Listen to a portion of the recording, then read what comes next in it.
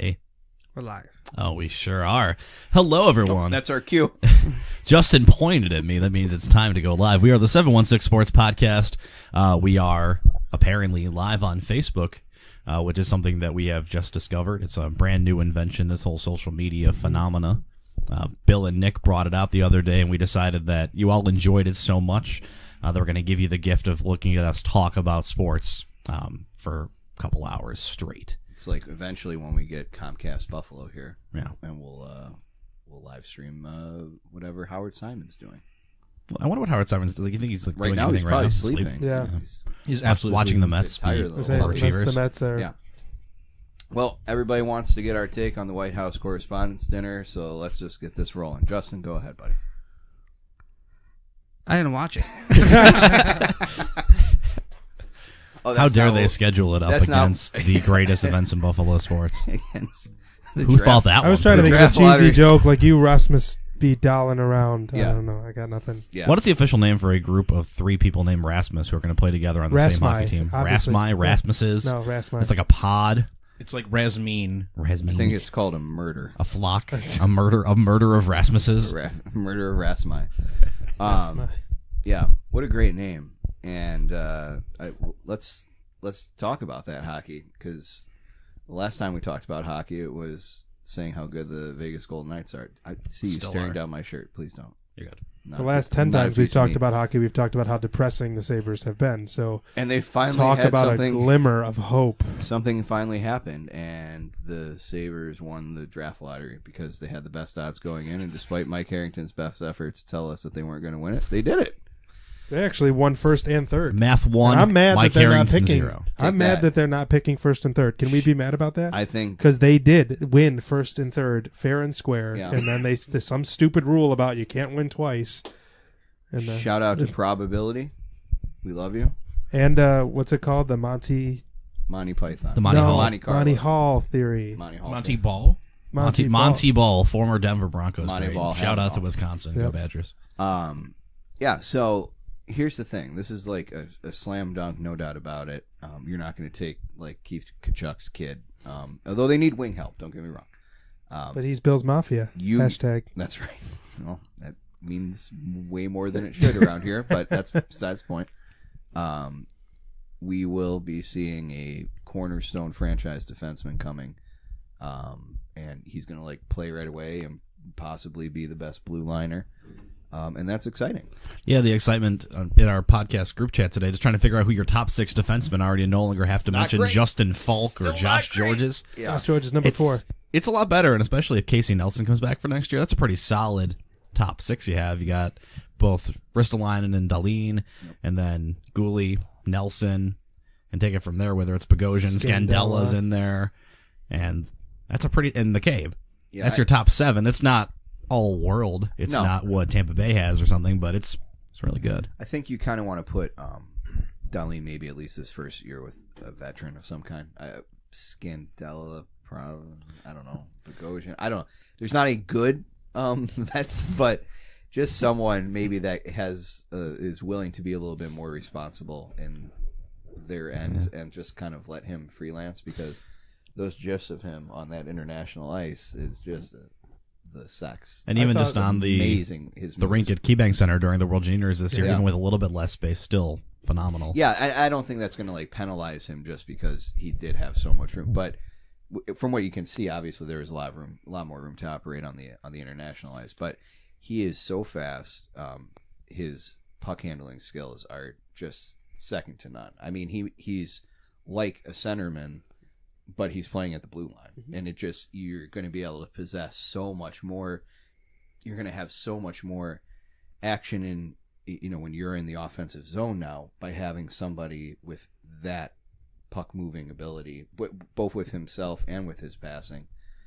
It's really a godsend for this team that's been struggling for so long to find anybody other than Jack Eichel and Ryan O'Reilly that can hang on to the puck for more than 5 seconds after it hits their stick. And we finally have somebody that can do it. I forget who it was who mentioned it to me the other day, but someone has to think, like, when was the last time Jack Eichel received a tape-to-tape pass leaving his zone? It's just always dropped off to him seasons in the power play. That's it. In the NCAA final against Providence, Probably, I believe was the last time. But So- we got all those guys, so it's fine. Yeah. It's going to work out. Well, Regan will bring it back next season. Yeah, it's all good. It's a no-brainer, right? Like, they're not going to do it. Justin, you like the hockey. I like the hockey. Hockey's good. I mean, you've been really into the video recently. What have you learned about the hockey video of Dahlin? I haven't watched much, honestly, of Dahlin. It's hard to find, like, you really only find Yeah, highlights of hockey players. It's hard. Swedish Vision. Yeah. I don't know too much about him, actually, but I saw earlier that he's the Connor McDavid of defensive prospects, which that sounds pretty cool. I like that a lot. Yeah, that's Connor McDavid's working out. It's the franchise that collapses around him. Someone in the Swedish league said that he's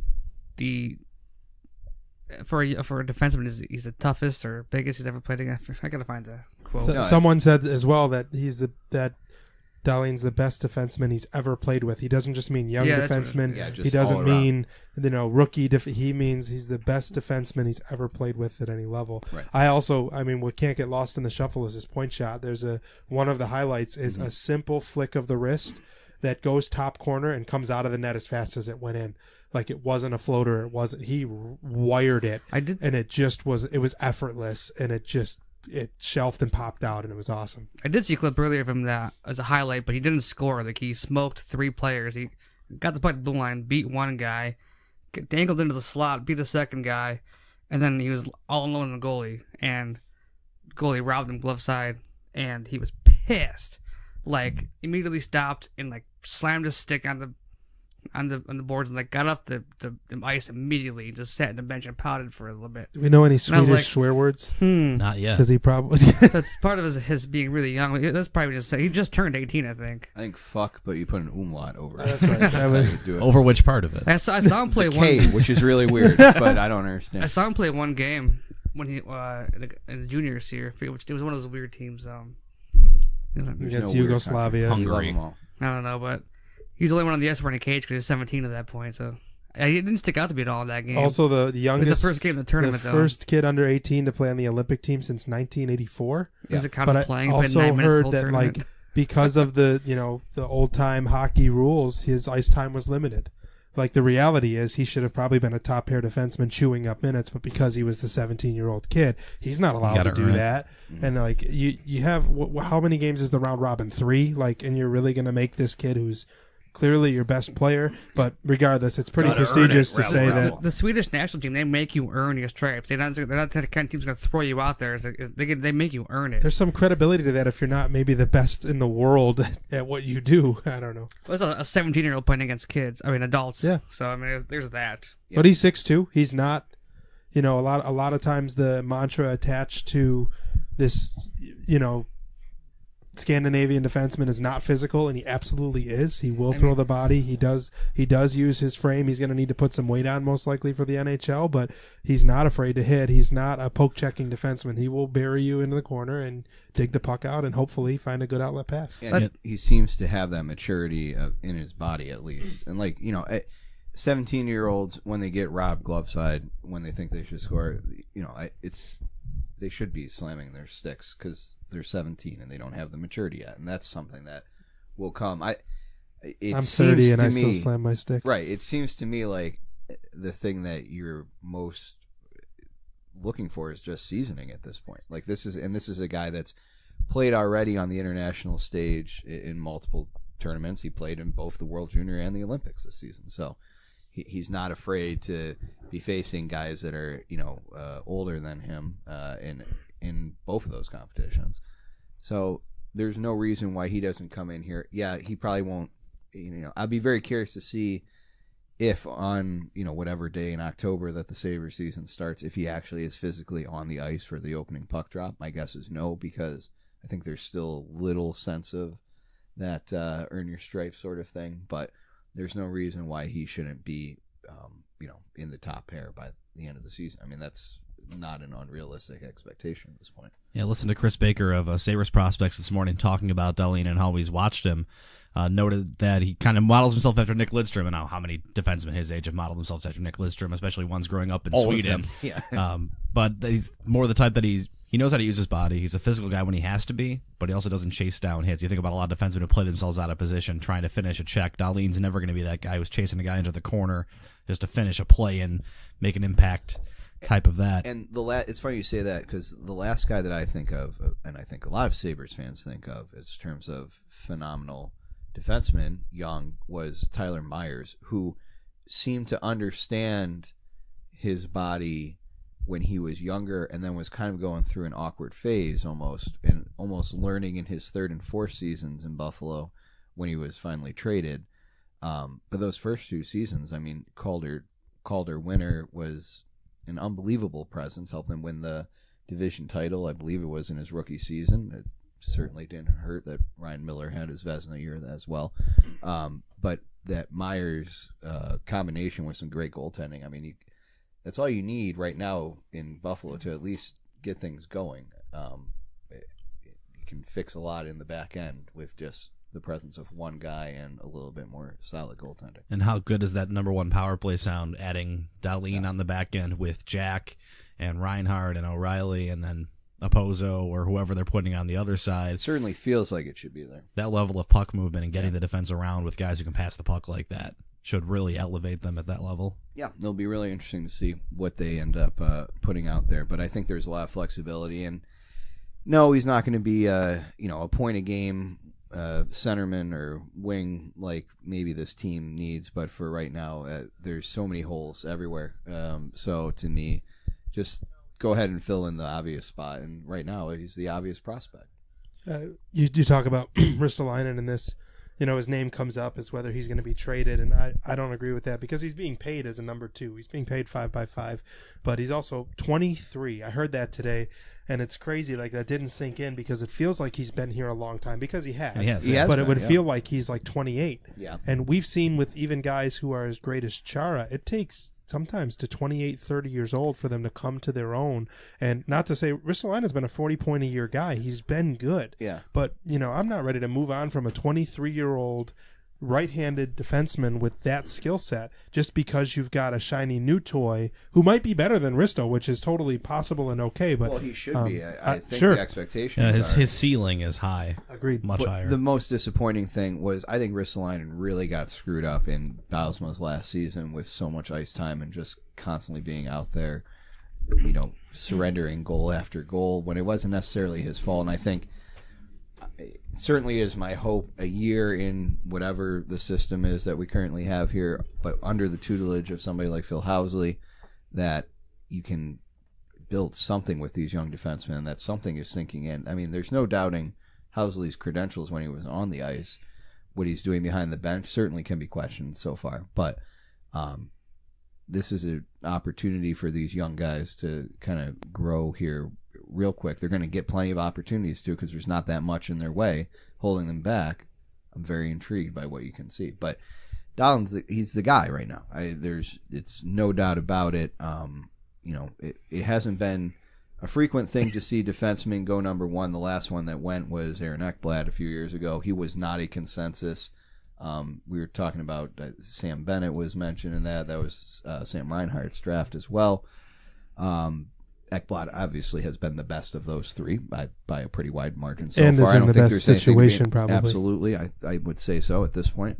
But when these defensemen come along, Eric Johnson's made himself a really nice career. I think he's fallen maybe slightly short of expectations, but from what I remember, the expectations weren't this guy being like a top 10 defenseman in the league almost right away, whereas that's what you're going to get here. This is pretty close. Like Justin, you were saying, this is somewhat close to Connor McDavid on the blue line in terms of expectations in first year and what the capabilities are of this guy. Yeah, Generally, when a Craig player is touted like this in the NHL, it's rare that they don't work out. I mean, probably in any sport, but you've had your Ryan Leafs and such, and I know like the NHL's had its now Yakupovs and those kinds of things, but this is different. This guy is being called, there's words like best and greatest being thrown around about him. Yeah, franchise.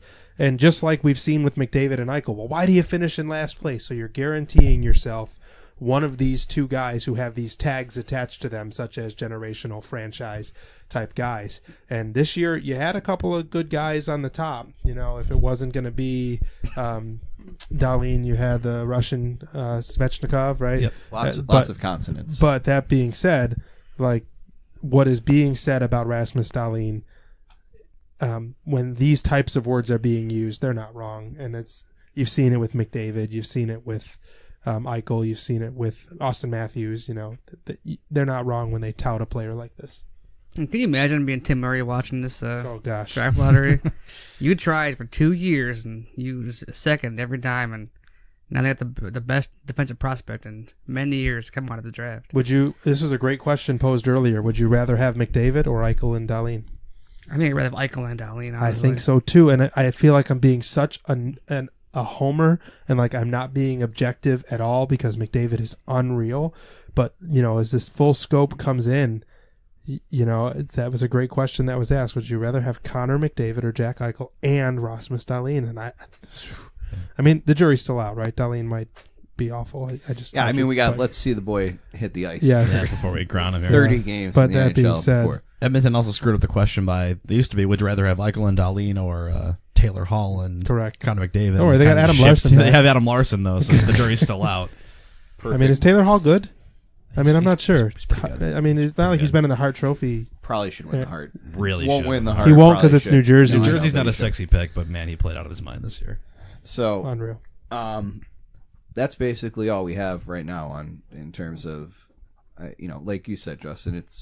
They're video clips, they're GIFs on Twitter. There's not like we're watching a ton of game tape on this guy, but all indications from all credible outlets are that this is a generational defenseman that will be a foundational piece for many, many years at this point. All signs point to yes. Yeah, so that's great. We're going to bring Nick back in here now. Yeah, I wanted to say something. Oh. It's not a hockey take. Sorry, did you find it on your phone? It's GIF, not GIF. No, it's just Stop it. Sorry. You're welcome for saying it the correct way. That Just defensive, educating the masses. Once again, it's a hard job. Somebody's got to do that it. defensive core is like, it looks so much better now just adding a Dahlin in there. Assuming they take him. Oh, but he's so much better It's than the everybody both and. You get a good guy, and that means that you don't have to play a bad guy anymore. Yeah. It's the both and. It's a double effect. I mean, someone compared him to Aaron Ekblad. We were talking earlier in our group chat, something about Ekblad and Eric Johnson. We were talking about last Last The big last defenseman defenseman draft taken overall. number one, but Yeah. they weren't even nearly touted as highly as Dahlin. So think of those two, but Dahlin with much better skating ability, which is a big Yeah, deal. he's 6'2", good, probably projects to over 200 pounds, and he moves the way that Yeah. he does. Can he That's do a scary. pull up though? Allegedly, he's like hitting a brick wall. Can he do a pull up? Because that's what I'm worried about. Casey Middleton looked just fine. I don't care about pull-ups Same anymore. Reinhardt too, right? Couldn't do one. I thought that was Bennett. Sam Sam Bennett. Bennett was Bennett. the one who I could. thought Rhino couldn't. I'm sorry, Bennett couldn't do one. Sorry. Reinhardt Sam did and Sam. 6. 6. Look it up. I believe you. How many did I do today? Hashtag facts only. 0. Yeah. Did you try? No. Okay. Well, I believe in you anyway. Well, that's the end of the consensus part of the show. That was Saturday. Now let's all yell at each other. I think we all agree on this next thing, though. Wrong. Well, sort of. We're evolving. We're evolving. We have evolving opinions. Let's talk about the Bills draft. Buffalo Bills. What happened? They did the smart thing and they stayed at 12 and they took Lamar Jackson. And Right. congratulations to. Wait a sec. This is just in. Late second round pick on Mason Rudolph. I was pissed, dude. So I was so excited to watch the draft. I had a nice night planned. I was like, I'm gonna go home. I'm gonna get some chicken wings. I'm gonna have some beers. Buffalo chicken wings. Yes, buffalo wings. Buffalo style. Buffalo hot wings. Yep. And I was gonna sit back some beers and enjoy the draft. Have a nice night. And I was. Mm-hmm. And then the Bills traded to 7, and I got super excited. I was like, here it is. Because Josh Rosen was still on the board. And then they took Josh Allen, Yep. and my night was ruined. I didn't need a single chicken wing after that, Yeah. or a sip of beer. I was pissed. I think He your opened up his exact YouTube and started statement making was, gifs. "What the fuck happened?" That was your exact statement. Yeah, I was thinking about Step Brothers there. Mm-hmm. What the fuck happened? So, what have you learned in the past 96 hours that you haven't before? As you went all Zapruder film with Mr. Allen. I only watched 2 games, so I was got Mr. There was a Mr. second Film Guy. blitzer from It behind the felt right side of the 716 line. Sports Podcast Film Room. I know. You The were really, film room. Hey, look, nothing but truth. coming out of here. EJ got a raw deal. All right, so Josh Allen, third quarterback off the board. For statistical profile reasons, doesn't look like a great pick because there's really never been a quarterback like him that has succeeded. Now, Carson Palmer's little brother tells us that he has evolved a lot in workouts and in the off season, which is always the best time to do it because you're playing against air, which is, it's thinner up there, so balls can sail a little bit. What's so good is that for so long, the quarterbacking position has been a piece of controversy in the Buffalo Bills online communities. And No idea what you're talking about. And now, you pick the guy who had questionable language on his Twitter feed before, whether or not I don't want to get into that. I'm just saying it's a fact. Lorenzo Alexander said it needs to be addressed in the room probably. Josh doesn't care what you say. All he wants to do is grow his penis. He's very strong. He throws 70-plus yards in the air, which admittedly is impressive. I don't know how else he would throw it. The problem is his receiver's only 55 yards downfield when he does submarines it. Yeah. He just wings it. There's a lot to unpack here. So, Justin, we know what your initial thoughts were. Nick, you and I went on to Facebook.com. We did. We shared, I guess, Jeff and Steve, if you'd like to just your initial reaction to the news that Allen was the pick at 7. I was disappointed because of what was available. Right. If they had stayed at 12 and Arizona trades up and takes Rosen at 10, then you take Allen at 12. You're like, well, we didn't give up anything. We still can acquire a bunch of additional assets. So they gave up the 2 second rounders. 2 seconds, which are, second round picks, especially in a draft that was pretty deep at a lot of positions they needed. They were filling potential starting roles still in the 4th and 5th round. You're passing up good receivers, guys like Cortland Sutton who went around at that point of the second round. You need big guys on the outside. You're passing up offensive line talent there. But you trade up to 7 and you take a guy. You have two very different stories of Rosen versus Allen. You have the West Coast quarterback, a little bit more of a brash personality that maybe clashes with some coaches a little bit, but very refined passer, thought to be the most refined passer in the draft. Yeah. And the other hand, you have the kid from Wyoming, who's an unproven, a very much of a project quarterback, but guys like the measurables, he has huge hands. He looks great in shorts. Yes, I believe it was Marquise Tuiasopoulos, the UCLA quarterback coach, said that they would have Rosen time, where Josh got to ask questions before practice about whatever was on his mind. And the quotes coming out of Arizona were, Josh needs to know why he's doing things, and we're here to facilitate that. I do not get the feeling that was the Bills brass mantra, because that would not be starting with one or leaving the charge. What's our motto this year? It starts with one, but now it's one beat louder. One beat louder. It starts with one beat. Caught in the undertow. I'm caught in the undertow. So, Josh Allen is the actual reaction at the Bills draft party was apparently quite negative. Not what we saw on television. There is a lot going on. I don't know if he's a good quarterback on the field because he struggled against. I hate that we have to wonder about that. Right. First off, I'm elated that they traded no capital from next year, because I said that at the beginning of this, feeling. I don't care if they move up to the first overall by trading their whole draft. Just don't give up next year, because it comes back to bite you. But when they took him, of course, it was immediate disappointment because of what we've heard. The narrative's changed on Allen a lot, because he has been projected in mocks to go number 1, or he was. So, but ultimately for me, like, I'm an Italian and I have a hot temper, but I've learned in my 30 years of life to check that. Like, the first thing that comes out is not an angry spew. So it was like, what are they doing? And in my brain, I'm like processing. And then immediately it went into the words that I hear before they ever drafted him of, he might have the highest ceiling of anyone coming out. Because at this point, I have no choice but to root for that. I hope he's the second coming of Peyton Manning and throws for 5,000 yards a year, because I'm not going to root for him to fail. So my perspective went from, what are they doing? Why would they take the project? And about a half hour later is like, okay, this project, hopefully it works out. And if it does, if he's the one out of Rosen, Allen, and Mayfield to work out, then they look like geniuses, and we're going to be eating the Josh Allen all day long because it's going to be great. Going to be eating Josh Allen. Take that Sam Yeah. Darnold. I mean, he has incredible intangibles. Obviously, I watched a couple of games on YouTube, every play videos where you see every throw he makes, whatever, and there are throws that he makes that are like, wow, that's a sick throw, but it only happens like once every 15 throws, and there's some real bad ones in between. It's like my golf game. And most of the One passes, out of every 15 swings looks of good. what I've watched, most of the passes I've seen completed were short routes, were players that were stopped and looking at him, like curl routes, little quick ins or outs, and they're just totally stopped. And he doesn't. I haven't seen any touch on any passes. Just full dart. Well, like the part of this that's confusing is that football has evolved into a short, accurate passing game. Like that has been the style that has been successful. And now you're incorporating RPOs into it as well, as we saw with the Eagles this season successfully, both with Nick Foles and with Carson Wentz. Doesn't work. It's too much like college football. Right? College football is fake football. This is real football. The last team that's had a mantra of throw it down the field and keep stretching it that had some level of success, I would say, were the Cardinals teams of a few years ago.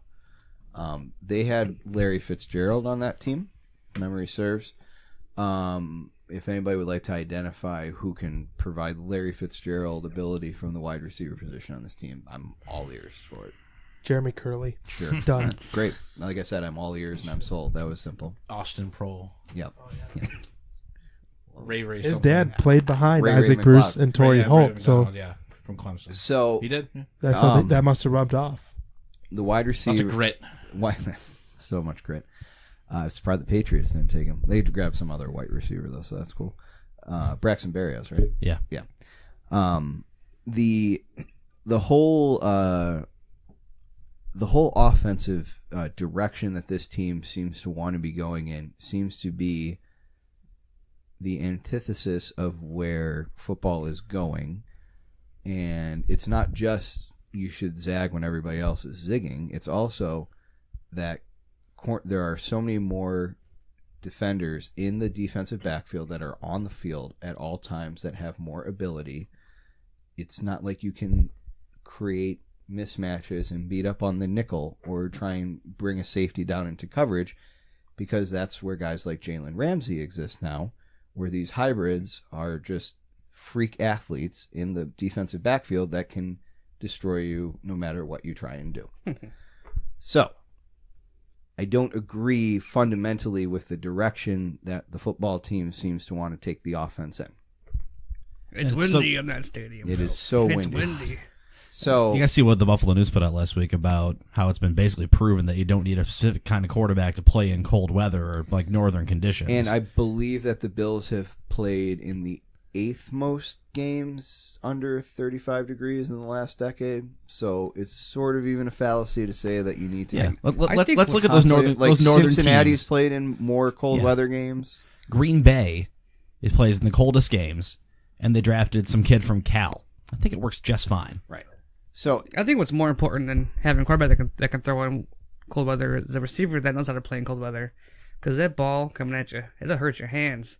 I think that's more important having a quarterback that can play in cold weather. Yeah, Donald Brown said that the ball would be coming and you would regret catching it before it ever hit your hands. and, it's cold ball. It's hard. Yeah, like he said, you got to catch it, but the ball's halfway to your hands, and you're like, oh no. Yeah, good Right. thing we got all these Carolina receivers now. They know what the snow's like. Then you're gonna have Josh Allen throwing at 98 miles per hour at your head. but If you're lucky. If you're lucky, it might be over your head. Then, right. So then that, you just watch it get picked by the safety. I think go ahead. Team over under on interceptions this year. Throw out a number. He has a good touchdown interception ratio. Well, he won't be playing That is until one like stat line week that's 12. intriguing. So Right. You're also assuming he's playing week 1. And you said He's definitely team, so not. it's you I got, said team. No, I think because Nathan Peterman's going to start week 1. I know. Get it. Yes. it's McCarron. Pete man. First No, it's 6 definitely weeks. McCarron first. Peter Nathanman is going to kill it. No, I think McCarron is. I think McCarron's going to start for at least 6 weeks on this team. The bye week isn't until week 11, and this, I'm telling you, we've talked about it before.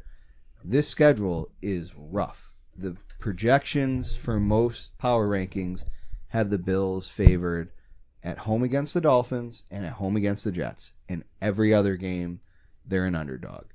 And there's a lot of stupid people online that can't understand that, but I'm telling you that the Bills, if they're going to go 6-10 this year, that's actually an accomplishment. And I don't know what you do with a rookie quarterback. Do you just throw him in the fire and just let him burn and see what happens? Or do you take this guy that you signed actually at one of the better signings in the entire offseason in the league at 2 years, $10 million with only 6 of it guaranteed? Yeah, virtually nothing guaranteed. Who's, I don't know if he's better or worse than the rookie quarterback that you just drafted at this point. Do you just throw him out there, throw McCarron out there, try and figure it out, and then once you're eliminated, let Allen come in? Because I'm not sure if going right away from day one is the right solution. I said earlier in the offseason that the team's kind of in a weird spot. This front office coaching staff's in the weird spots where they're almost kind of allowed this little step backward after trading Tyrod. You know what I mean? And it seems that the owner is on board with it. Trade Tyrod. Let's get a rookie in here. I think that this front office will be 100% defined by Josh Allen, and people have said that Bean will have more time because it's his first draft as a GM. But I think when you invest what they did in this type of pick, I think he's going down with that ship if it does. I don't mean if Allen plays 3 weeks and struggles. I mean if by the end of next season Allen is still awful. I don't know about McDermott, but I think at least Bean. I think the front office they put a lot of their chips or all their chips on one guy. When you move up like they did, you have some skin in the game. Yeah, I doubt Allen starts week 1. I'm on board with what Bill says. Once they're out, he's in. There's no reason to start him unless he has a stellar preseason and clearly beats out one of those two guys. Then there's no reason to start him. It also feels like he does have to. He has to win it. Like he has to be above it's and a clear beyond. cut. If it's a tie, or even if he just shows a little bit more, past quarterback conversations with this team lead me to believe that they're going to go with the guy that they think is best suited for the actual situation. I do think that they didn't just bring A.J. McCarron in here. I mean, to sit. It would be different this season. It would be different if Allen didn't have accuracy issues or didn't have the negative conversation around him, because then everyone would be champing at the bit for him to take over. Or why isn't he starting this guy? They took him at 7 overall, but the fact that there are so many people that even someone like me who wants to root for him but realizes his skill set might not be refined yet, I'm not going to be in a hurry to put him in there. Versus in Cleveland, and I'm not trying to change the conversation, but they're already waiting for Mayfield, I'm sure. Because there isn't that, other than his attitude, but there isn't that negative cloud around him that if we find out that Allen is starting week 1, we're probably going to go, oh man, this might not be good. Pulse of the room, how many of those 5 first-round quarterbacks do you guys expect to be starting week 1? 2. Mayfield and Rosen? Darnold and Rosen. Darnold and Mayfield, I think. Over Rosen? Yeah. Who does Rosen? I think Rosen might beat out Bradford. Against Sam Bradford? I think Rosen might beat him out. If It might be like Seattle when Russell Wilson beat out Matt Flynn. Matt Flynn got a huge contract, right? And Russell Wilson beat him out, and they got rid of Flynn. The Jets have a 3-headed monster right now. They have McCown, Bridgewater. Okay, well, monster is a very it's a little tiny monster. Term. Well, it's McCown a cute little monster. It's a 5-headed monster. Bradford's being paid a lot of money Cerberus. in Arizona. Yeah. I guess. I don't know. I still money. think Josh Rosen was the best pure passer in the draft. Mm-hmm. So I do think he's starting. I do agree that Mayfield might beat out Tyrod. I like his processing power. I do. You can see him break down plays pre-huddle. I do think week 17, all 5 of them are starting for their team. I think the Joe Flacco era is over, and they can get out of that contract at the end of this season without having to worry about it too much. I think it's a no-brainer that Mayfield is, because they're not going to just sit him. They have to get him out there. Yeah, you don't take that guy number 1 overall and then don't use him. Right. Like I said, I think Darnold and Rosen are starting week 1, but I think that they're definitely there barring injury week 17. And then I do think as well that eventually Allen's got to have some role in this. So even if it's post bye week and it's only those last 6 weeks of the season, or 5 weeks, whatever it is, but to me that's it. I mean, unless they're 11-1 by then, and then we're talking Super different Bowl, story. and then AJ McCarron's going to win a Super Bowl. They're still worried about playing in these conditions, having a quarterback to play in these conditions. They've drafted this guy before in the past. EJ Manuel's a big body with a strong arm, big hands. Cardale Jones played Ohio State. Lots of cool games. Big hands. Big hand. But Cardale Jones didn't. He never cannon had arm. They never gave him a chance. Yeah, but it's like you've tried this. I agree with you. They even get Cardale JP chance, Lossman. but yeah, Small hands. small But hands, he had a small cannon. guy, cannon. Absolute cannon. Yeah, no, really strong, and that was part of the appeal of Lossman was how strong his arm was, and it sounds to me like an excuse at this point when you are citing the weather, and this isn't baseball where you're trying to identify pitchers to fit to a park. Yes, dome stadiums are different than outdoor stadiums, but there's a lot of football that's played in September and October and early November where the conditions aren't that bad. I went to a game in October where it was 80 degrees. So and it's a lot. There's a lot of weird weather going around, and we can talk about the origins of that, but it does seem like it's not always going to be blizzard-like conditions in Buffalo for every single game. And I just feel like part of the rationale was, 3 times a year, you're going to have to play in 20 degrees or less with 25 mile per hour winds, which I just don't think is going to be the case. Joe Webb won a game. Joe Webb won he the did. game in the weather. Correct. Like, that narrative to me is stupid. I agree. It's just dumb. So that's frustrating. That seems lazy. That seems strong. Yeah, it sounds like trying to use some sort of constantly be going to that proof to article. justify just their gut feeling. Right. Like their gut feeling is Terry Pagula went to Wyoming, saw Josh Allen throw the ball, and couldn't get enough of it. And you can't just say, well, we saw him and we have to have him, even though all the stats say otherwise. They had to have some reason they could point to, we think he'll be a good fit for the climate. What we can say, though, is you always have teams say, we got the guys we wanted. It doesn't matter if the guys weren't even on their board. They're going to say that. There has to be some legitimacy to the Bills having seen something in this kid because they took him over Rosen. So I believe them when they say, I believe it for Edmonds, too, because he was there. I'm sure we'll talk about him. I don't want to look at it's just there's other guys that were taken. Yeah, But I believe them when they say Allen was their guy because they put their money where their mouth was and took him over Josh I Rosen. feel like Brandon Beane took Terry Pagula out TV shopping, and he saw the big 70-inch sharp TV with really bright colors, but it has a real shitty refresh rate, so that TV ain't worth nothing. It's fool's gold, you know what I mean? Like, wow, shout out to refresh rate. We don't talk about refresh No, rate. It's not just- nearly it's a weird enough. analogy. That is the best tech analogy that's ever been had on this podcast. yes. Anybody Shout out to Donkey Kong Country, too. worried about Terry Pagula after reading the New York Times article? I haven't read that, but I think he's meddling. I think he's got to I think he's meddling. hire these guys for a reason, just sign the checks Yeah, and make decisions on I think money. I don't know. I think the way he sees the world is concerning because I don't think what he was saying in that meeting, and I understand it was behind closed doors, but he's on that level of Jerry Richardson, Bob McNair type that just seems to be completely out of tune with what the modern NFL athlete is, and he did not come across good in that article. No, Go ahead. 100%. That's when I read it, I was like, oh, dear, that's not good. But it's also a little troubling that, it seemed like it was the boys' club. Well, there's no bigger boys club in the world than the NFL. Right, but Kim is technically half owner, correct? 100, yeah, absolutely. Yes, they always cite Kim Pagula. So was she at that meeting? It did not appear that she was No, at it the didn't. meeting. So that's a little troubling. Cause I think that it does, she's more figurehead than anything else. perhaps. But it's still one of those Community things where relations. where- She's the one that's out shaking hands and kissing right, babies but in the community. but if your wife, who is My wife. minority, and a very visual part of the franchise, for that to come out, for Terry, those quotes from Terry to come out, Yeah. Say that we need to have a figurehead at the front of, a face for the ownership of, the league. Well, they need a black guy to represent them. And looking around the room, Well, hopefully Pete Diddy does buy the Carolina God willing, Panthers. I know. Oh man, that would be great. Yeah. And Steph Curry is minority owner. I think it would be I'm good with that. Fantastic. Okay, enough with the negative.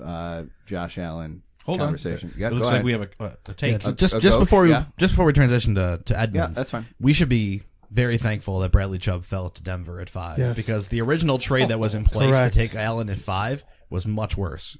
See, I thought it was that deal. So what did you see it was? It was going to be both firsts 12, and one of the 22, seconds. First next year. I Okay. heard, That I wasn't sure about. I heard they didn't move. They didn't move up to 5 because Denver wanted first next year.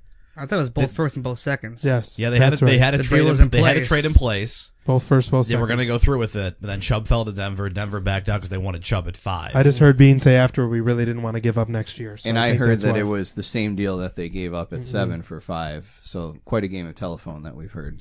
Yeah. It didn't happen. And they didn't give up anything for next year. correct. One of And the they- things that blew me away, moving from 12 to 7, is that 3 picks later, Arizona moved from 15 to 10 and gave up a third and a fifth. Yep. Yeah. And 3 picks ahead, we gave up 2 seconds. I just Yeah, it the blew differentiation me of away. value of those top 15 picks is so much It more would've been great. significant. The than worst move part- from 12 to draft. 10. The next 4 teams did not need quarterbacks. Unless you're that worried someone's going to trade up and get him. They were worried about Arizona. And I don't think it In was out of Miami, the realm maybe. that Miami would have. I don't Miami think definitely could have taken Miami's Josh Allen, married 100%. to Ryan Tannehill. Right. I don't, but yeah. But no, as it stood in the order that was presented, no, none of those teams necessarily had a glaring need at quarterback. So you're right. We know Chicago and San Francisco and Tampa for at least weren't. So in Oakland. and Oakland, yes. All right, so that's our Josh Allen. Of course, you root for the Bills, you root for the team. We'll see how the individual performs. And then the Bills are not done wheeling and dealing. They move up again, move up 6 spots at that point, up to 16th. They swap out with the Ravens. They give up the pick that they got for Tyrod Taylor, and they take Tremaine Edmonds, who is 6'5", 250 pounds, And 19 years old, Turning 20 tomorrow or something. and Youngest kid in the first Wednesday. round. an absolute freak of an athlete that Projected he- top 10.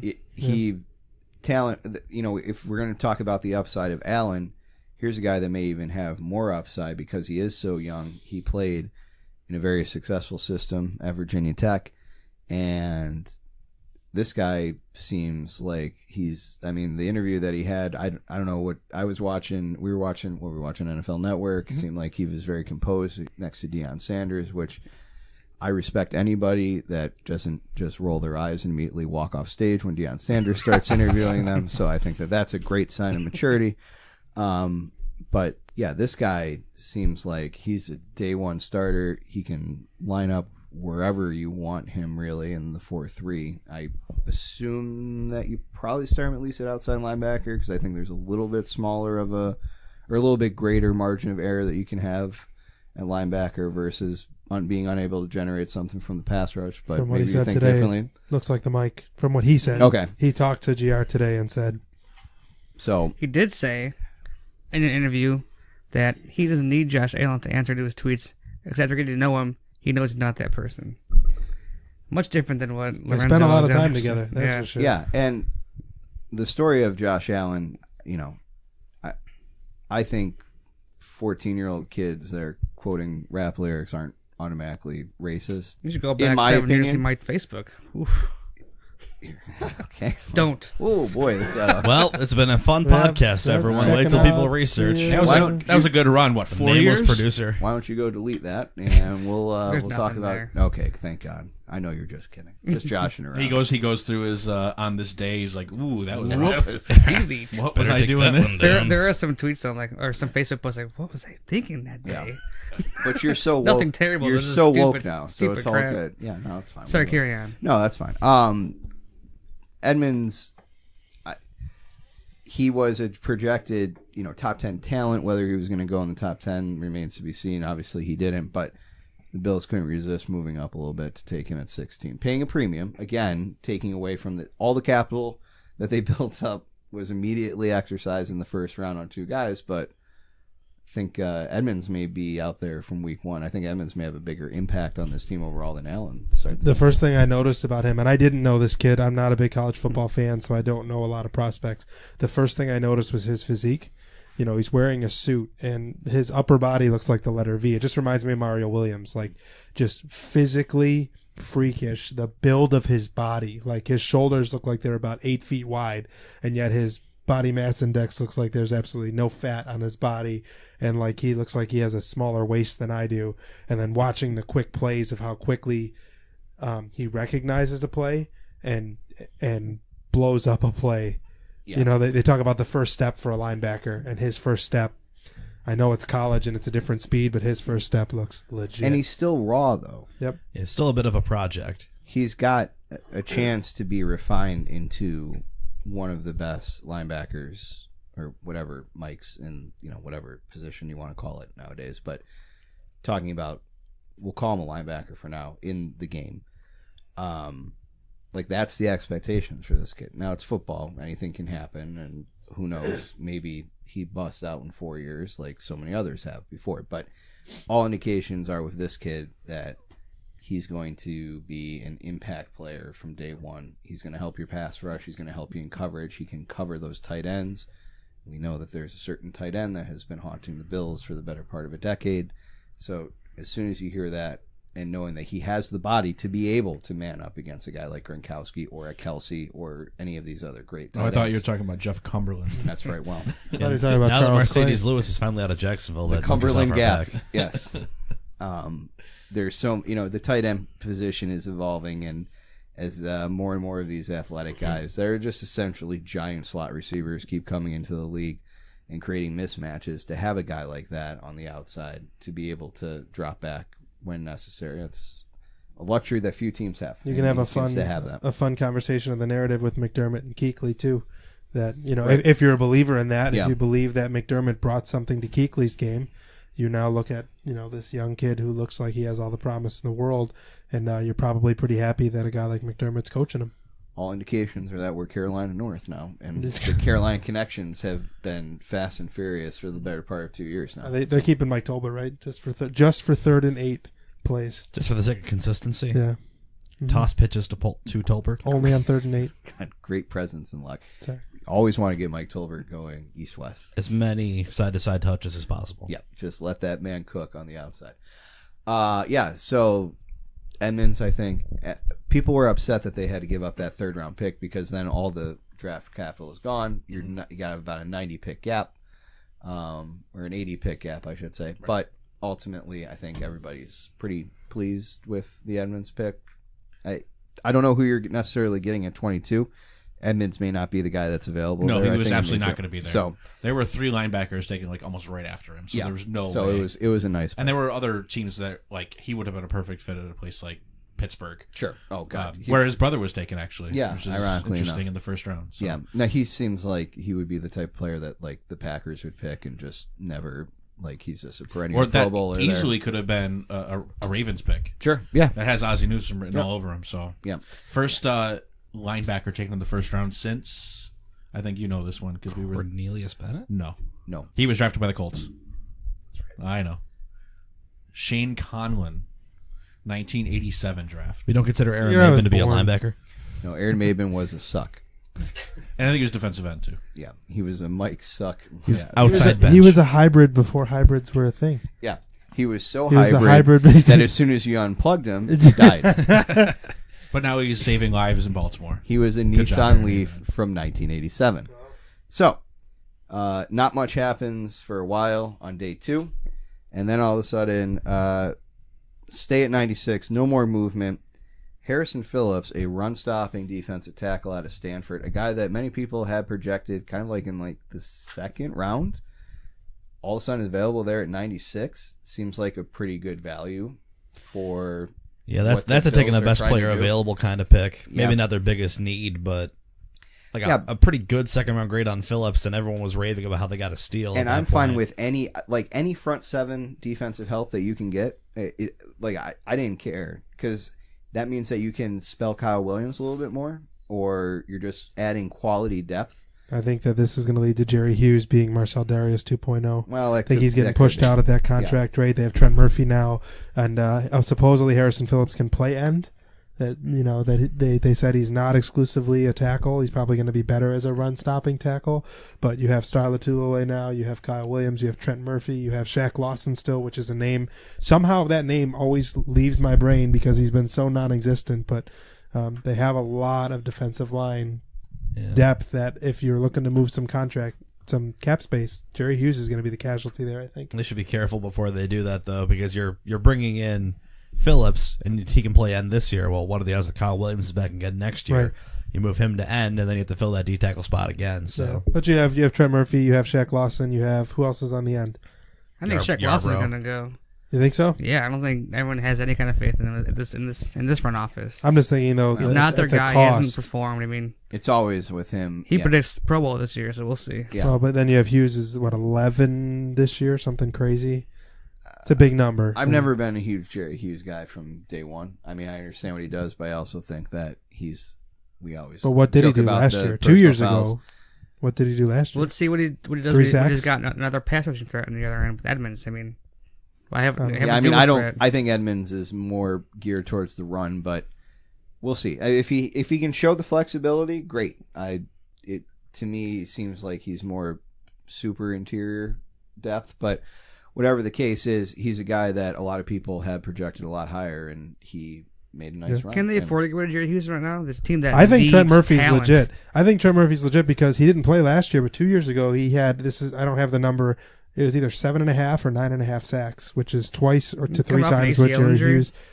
I don't know if it was ACL. He did miss a full year, I think it was an ACL injury. But I mean, I think that Trent Murphy's going to be pretty good. We'll see. I'd as rather an have edge 3 rusher. good guys than 2 Sure, good guys. sure. But I'm just thinking that with And they're in pretty good cap space now, aren't they? they are, Yeah, and really especially good. next year, they're in real good shape because Hughes comes off. what's the Well, point and of if getting rid of him? Incognito did retire, then that opens up. Who knows? But Who the hell What's knows that, with Justin? that situation? So what's the point of getting rid of him? They got the cap space that you can afford to pay him.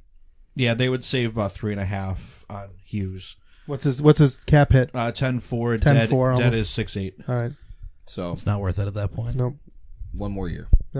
I do like. Jerry Hughes I love experience. the Tremaine Edwards pick, and like retrospect, it's kind of like I put it on Twitter. It's like you're going out looking for a pet. You get a nice big dog that's got sheds real bad, and Josh Allen, and then you get Tremaine Edwards, which is your nice top of the line vacuum cleaner to pick up all the dog hair she has, clean up his mess.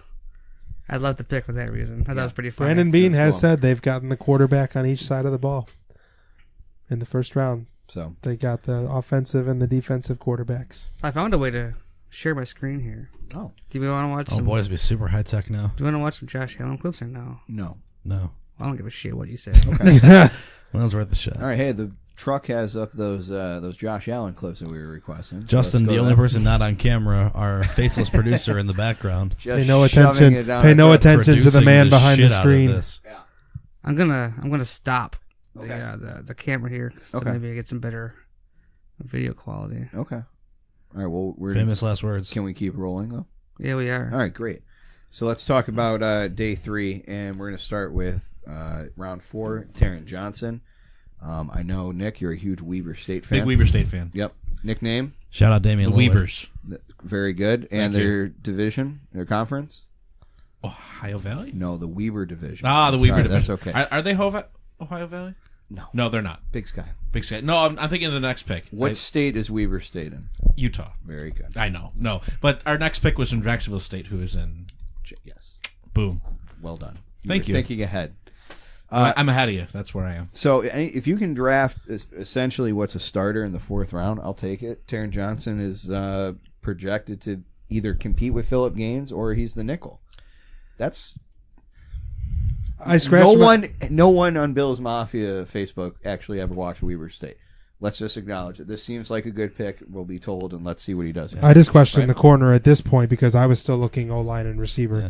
That was my only reaction to it was why are they still not addressing one of the two? And I think But- it's second straight time where they're just taking the best player Which that could they be, see on yeah. the board. I mean, honestly, knowing very little about him, is he a starter because it's a wow, we really got a steal here, or is he a starter because there's no one else to compete with him? To me, it sounds like this is a guy who comes in and is one of the top 100 cornerbacks in the NFL, which I know is maybe damning with faint praise, but I think he plays.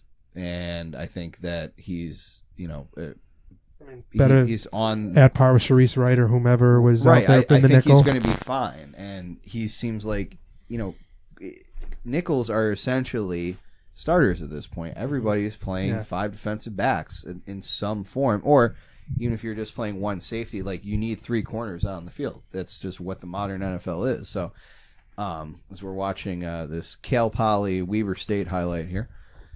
See my the favorite big game sky of the there? 2017 college football Oh season. God, I remember when the string cheeses of Cal Poly, they came really close to beating Weber State, but this was a whiteout at Weber State. And yeah, so I mean, he looks like a pretty good on the ball defender from the highs. These very looks like they replaced that Big Sky logo many years ago. I think that was 3 or 4 years ago in Weber, don't they? Yeah. That's the really exact same color. Or TCU. TCU, yep, one or the other. Wasn't John at the combine in one of the drills? He got like Was drilled. that He guy? got smashed like Oh, in yeah. the Run, face. running through the side Was to it him? side. Yeah, he got I hit missed right in that. the face. Right in the Justin, beach, see if you can Con. find that.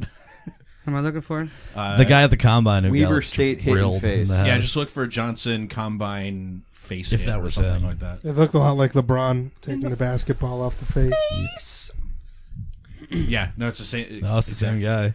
I'm so glad I didn't even know that. I'm so glad we have this guy now. This is now a great pick. We now go live to Wolf. Wolf on Filmer.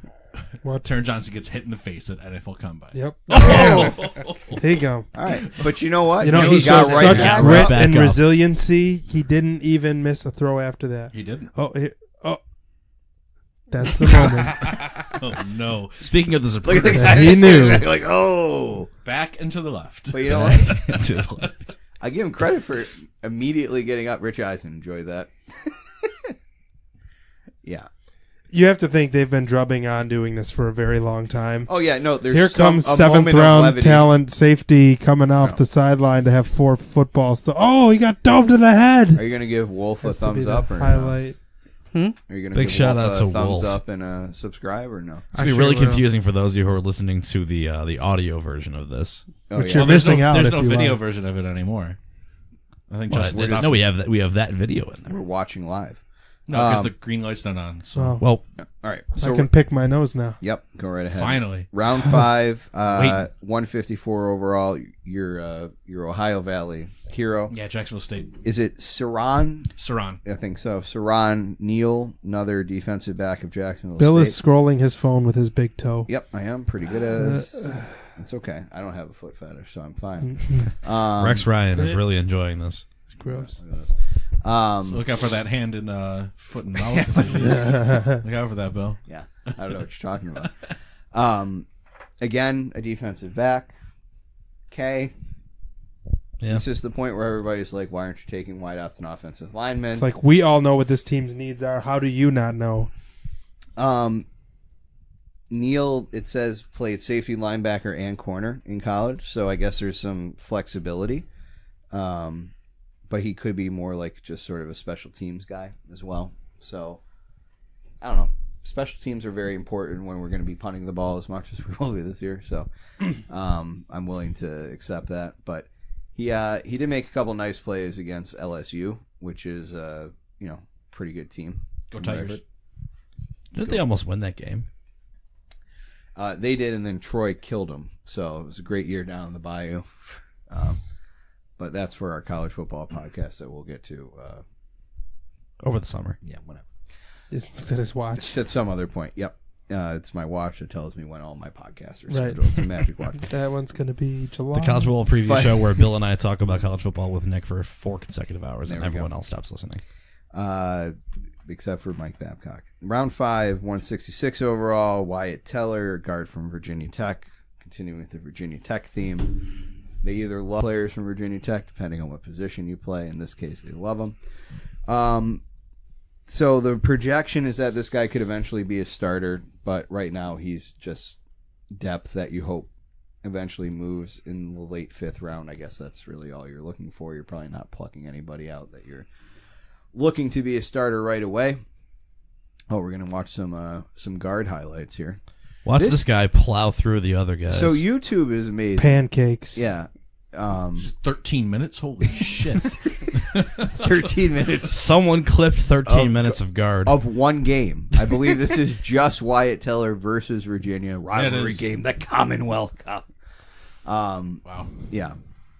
Just, Fascinating. There you go. Look at this guy run for 2 yards when he could have only ran for 1. Yep. Is our projection on that. So it definitely seems like one of the things they're looking for in a lot of these players is versatility. Yes. I remember seeing Wyatt Teller. Yes. I think I heard that he started on defense. Yep. And then he moved backer, safety, corner. It's fine, man. It works. And that's like one of the... So... The Bills love versatility, man. Yeah, Lorenzo Alexander, right? He was a 300-pound You lineman. know, they just love guys that can play multiple spots. I just want one guy that's great at one position. Will also eventually probably be a special teamer, and that's Ray McLeod, wide receiver. We're into the 6th round now. Finally, the Bills get their wide receiver.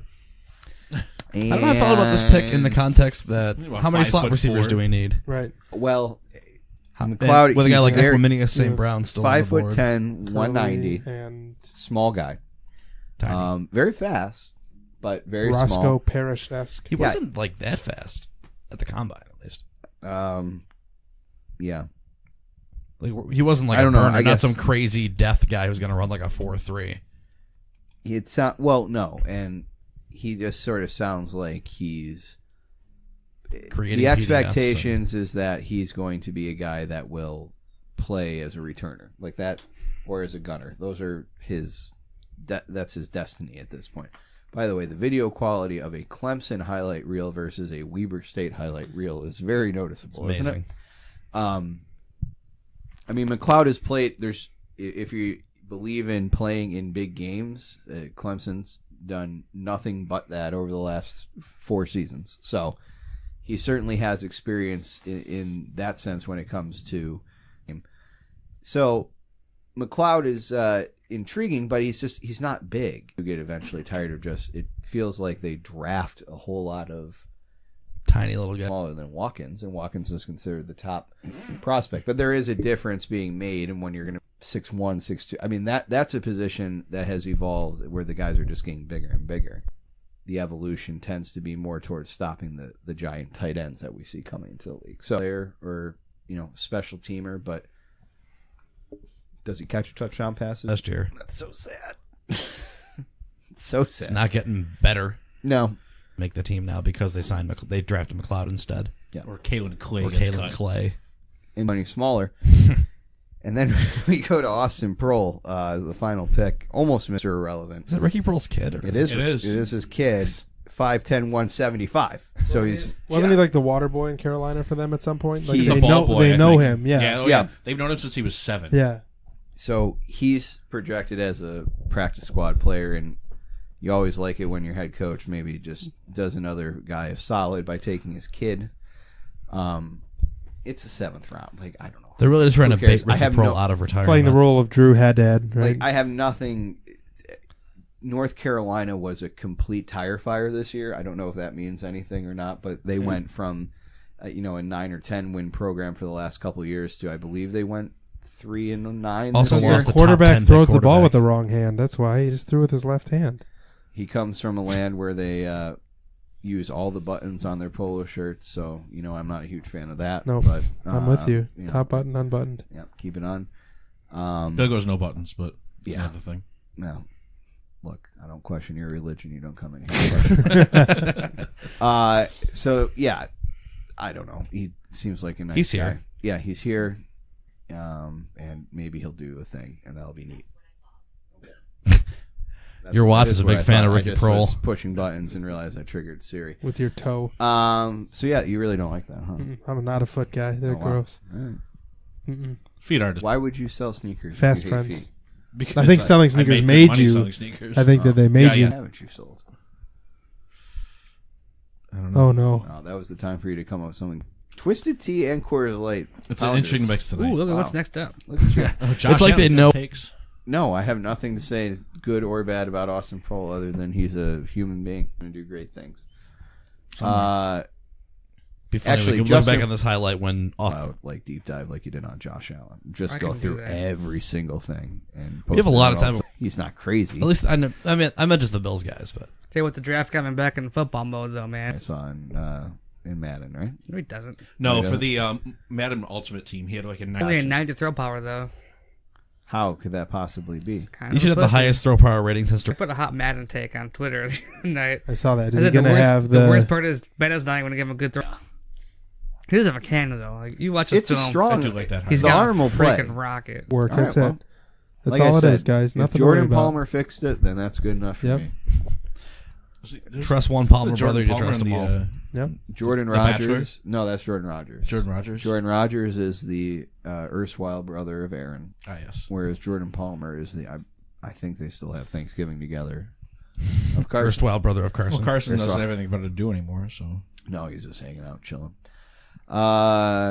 So that's it. I don't know what else there is to say about the draft other than things that'll just get us We in think trouble. So Do they fill all the holes, you think? Or no? No. I don't know what else they can It do. depends on- it Receivers depends on- still super weak. Yeah, outside. and line if Incognito's retired, if So I think I don't- Incognito stays. What do you think of?